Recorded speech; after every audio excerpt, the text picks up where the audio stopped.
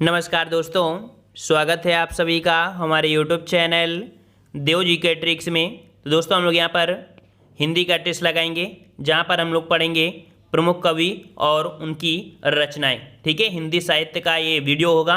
काफ़ी अच्छे प्रश्न आपके हैं, हमेशा ये प्रश्न पूछे जाते हैं। चलिए, आवाज़ आ रही है सभी को? आवाज़ आ रही है? क्लियर है?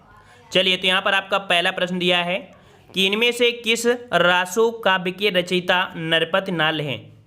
इनमें से किस रासो काव्य के रचयिता नरपति नाल हैं?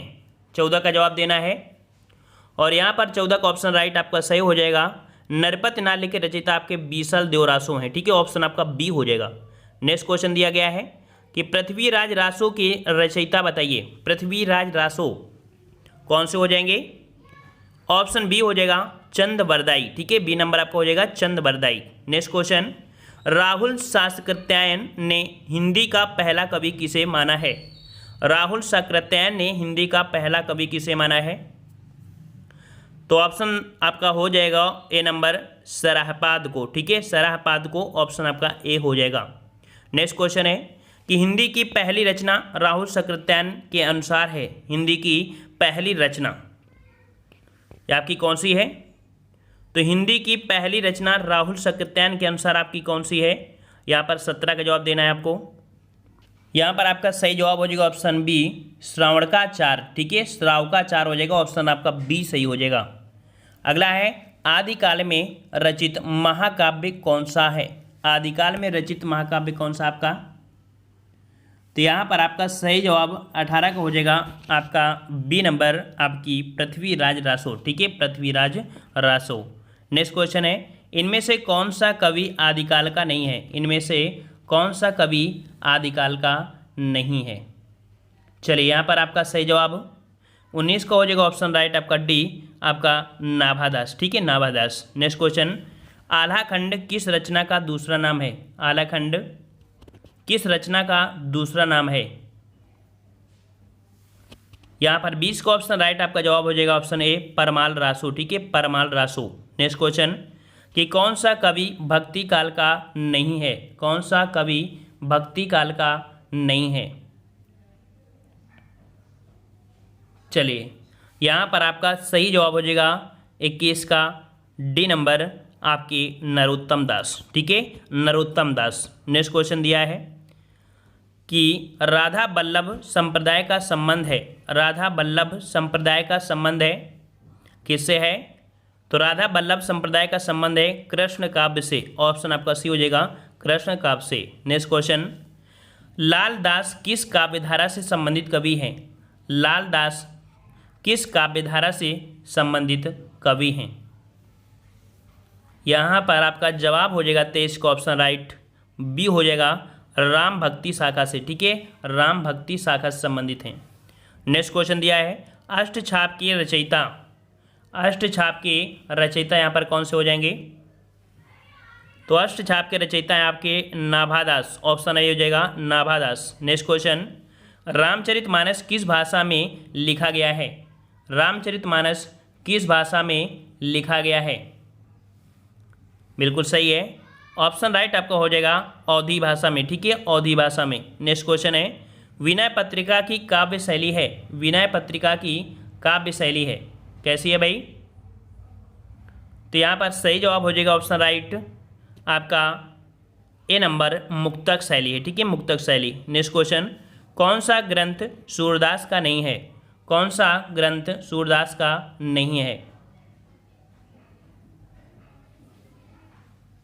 चलिए, यहाँ पर सही जवाब हो जाएगा ऑप्शन राइट 27 का बी हो जाएगा कृष्ण गीतावली। ये आपकी सूरदास की नहीं है। नेक्स्ट क्वेश्चन, सखी संप्रदाय के प्रवर्तक थे। सखी संप्रदाय के प्रवर्तक कौन थे भाई? तो जवाब हो जाएगा ऑप्शन सी आपके स्वामी हरिदास। ठीक है, सखी संप्रदाय के प्रवर्तक कौन थे? स्वामी हरिदास। ऑप्शन आपका सी हो जाएगा। नेक्स्ट क्वेश्चन, इनमें से अष्टछाप का कवि कौन नहीं है? इनमें से अष्टछाप का कवि इनमें से कौन सा नहीं है? तो यहाँ पर आपका सही जवाब हो जाएगा ऑप्शन राइट यहाँ पर 29 का सी हो जाएगा आपके नरोत्तम दास। ठीक है, कौन? नरोत्तम दास। नेक्स्ट क्वेश्चन है रामचरितमानस में कुल कितने कांड हैं? रामचरितमानस में कुल कितने कांड हैं यहाँ पर? कितने हैं भाई? बिल्कुल सही है, ऑप्शन आपका हो जाएगा यहाँ पर, ऑप्शन ए हो जाएगा 7 कांड। नेक्स्ट क्वेश्चन कि सूफी काव्य धारा की प्रथम कृति कौन सी है?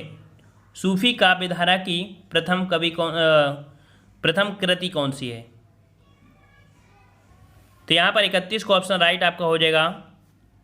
सही जवाब, बिल्कुल सही जवाब है ऑप्शन आपका बी, आपकी चंद्रसवयन। ठीक है, ऑप्शन बी हो जाएगा चंद्रसवयन, यह आपकी सूफी काव्य धारा की प्रथम कृति है। ठीक है, अगला अष्टछाप की स्थापना किसने की थी? अष्टछाप की स्थापना किसने किया था यहाँ पर?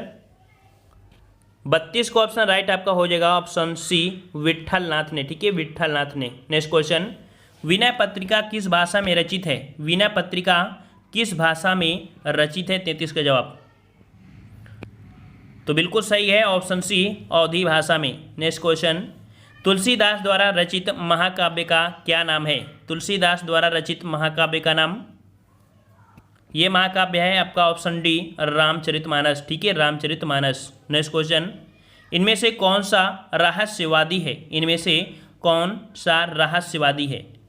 रहस्यवादी, और 35 का ऑप्शन राइट आपका जवाब हो जाएगा ऑप्शन सी, आपके जायसी। ठीक है, मलिक मोहम्मद जायसी। नेक्स्ट क्वेश्चन, राम पंचाध्यायी के रचयिता कौन है? राम पंचाध्यायी की रचयिता कौन है?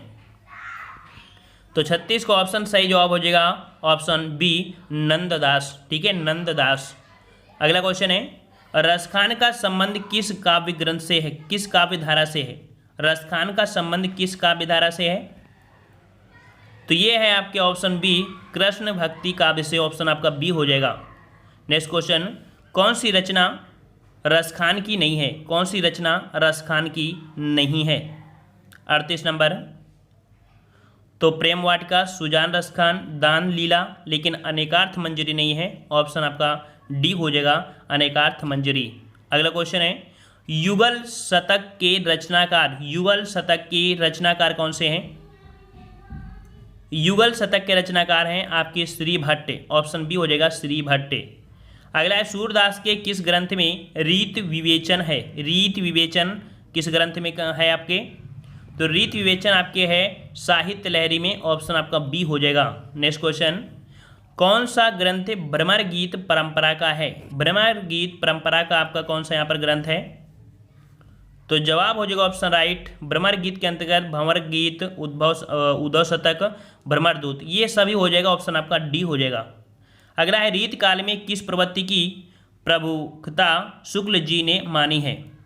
रीत काल में किस प्रवृत्ति की प्रमुखता शुक्ल जी मानी है? प्रमुखता शुक्ल जी मानी है रीत काल में। तो रीत काल में आपके क्या है? तो रीत काल में रीत निपुण। ठीक है, रीत निपुण की प्रमुखता है आपके रीत काल में। ऑप्शन सी हो जाएगा। अगला है कि घनानंद किससे प्रेम करते थे? घनानंद किससे प्रेम करते थे? 43 का जवाब, तो घनानंद प्रेम करते थे सुजान से। ठीक है, ऑप्शन आपका ये हो जाएगा सुजान से। इनमें से रीत सिद्ध कवि कौन सा है? रीत सिद्ध कवि कौन सा है यहाँ पर? चलिए, यहाँ पर सही जवाब हो जाएगा ऑप्शन राइट, 44 का जवाब हो जाएगा ये नंबर आपकी बिहारी हैं। ठीक है, बिहारी। अगला है, काव्यांग निरूपण करने वाले कवि कहे जाते हैं। काव्यांग निरूपण करने वाले कवि कहे जाते हैं, इन्हें कहते हैं रीतबद्ध। ठीक है, रीतबद्ध कहते हैं। देखो, नए नए क्वेश्चन आपको मिल रहे होंगे। ठीक है, इनमें से कौन सा ग्रंथ केशव दास का है? केशव दास का कौन सा ग्रंथ है आपका? तो केशव दास का है यहाँ पर देखिए, रामचंद्रिका भी है, जहांगीर जयचंद्रिका है, कविप्रिया है, अर्थात ऑप्शन आपका डी हो जाएगा, उपयुक्त सभी। नेक्स्ट क्वेश्चन, कि रीत काल का सर्वाधिक लोकप्रिय कवि कौन सा माना जाता है?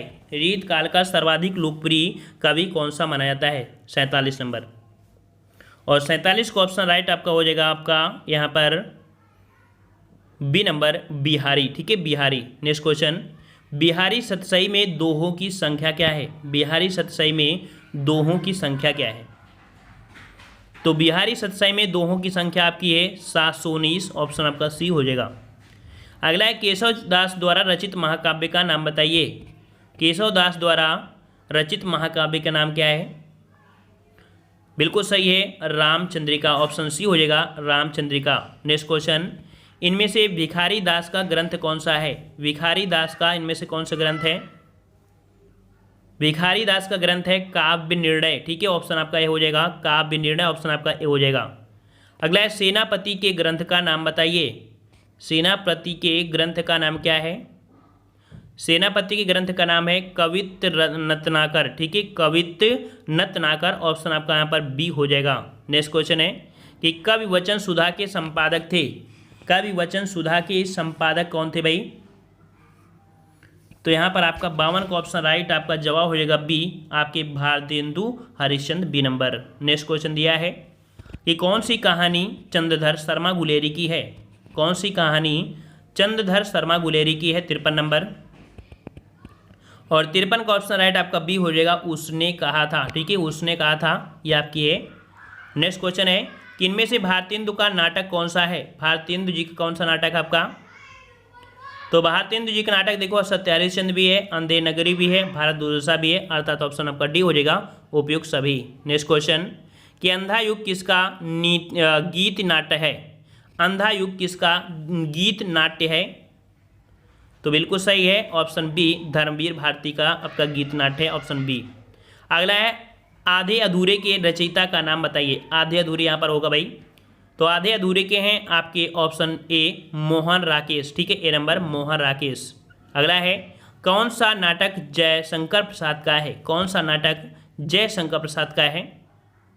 तो ध्रुव स्वामिनी भी है, चंद्रगुप्त भी है, और जन्मेजय का नाग यज्ञ ये भी है, अर्थात ऑप्शन आपका डी हो जाएगा। अगला है प्रेमचंद के किस उपन्यास को कृषक जीवन का महाकाव्य कहा गया है? प्रेमचंद के किस उपन्यास को कृषक जीवन का महाकाव्य कहा गया है? तो यहाँ पर आपका जवाब हो जाएगा 58 का सी, कफन। ठीक है, कफन कहा जाता है, ये अंतिम इनका महाकाव्य भी है। अगला है कफन कहानी के लेखक बताइए। कफन कहानी के लेखक आपके क्या हो जाएंगे? तो बिल्कुल सही है, प्रेमचंद ऑप्शन आपका ये हो जाएगा। अगला है हिंदी का पहला समाचार पत्र माना जाता है। हिंदी का पहला समाचार पत्र किसे मानते हैं? तो ये मानते हैं ऑप्शन बी, आपके उदंत मार्तंड, ऑप्शन आपका बी हो जाएगा। नेक्स्ट क्वेश्चन है सरस्वती पत्रिका के संपादक से नहीं जुड़े थे। सरस्वती पत्रिका से कौन से नहीं जुड़े थे भाई? तो देखिए महावीर प्रसाद द्विवेदी थे, पद्मनाभ पुनाल बख्शी भी थे, श्री नारायण चतुर्वेदी थे, लेकिन प्रताप नारायण मिश्र नहीं थे। इस प्रकार से ऑप्शन आपका डी हो जाएगा।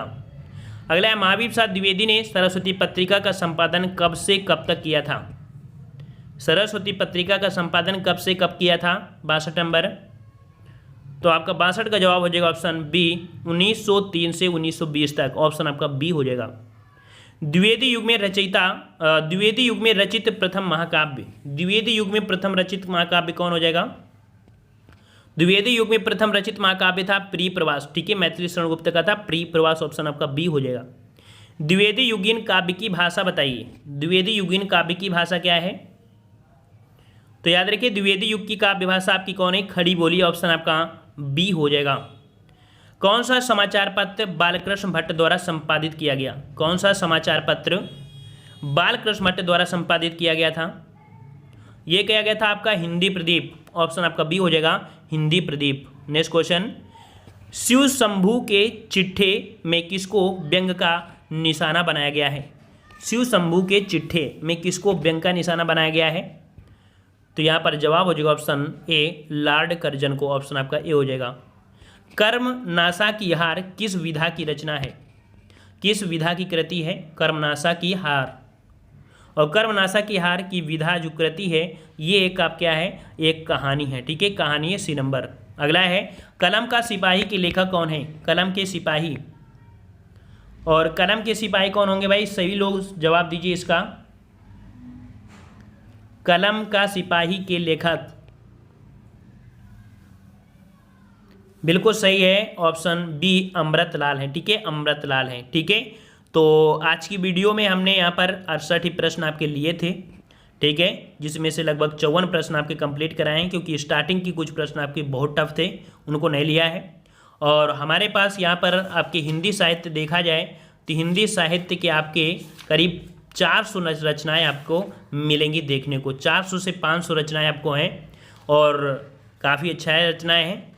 और इसी प्रकार से बीच बीच में आपको हिंदी साहित्य का हम क्लास लेते रहेंगे, तो आपकी हिंदी साहित्य भी कंप्लीट हो जाएगी। और हमने बता दिया है रात 8:30 बजे जो आपकी ये क्लास चलती है, कौन सी, हिंदी की फुल टेस्ट, उसमें आप लोग जरूर आया करिए। ठीक है, समझ में आ गया? तो आज की वीडियो में इतना ही रहने देते हैं, हम लोग मिलेंगे नए वीडियो में, तब तक के लिए धन्यवाद। जय हिंद, जय भारत।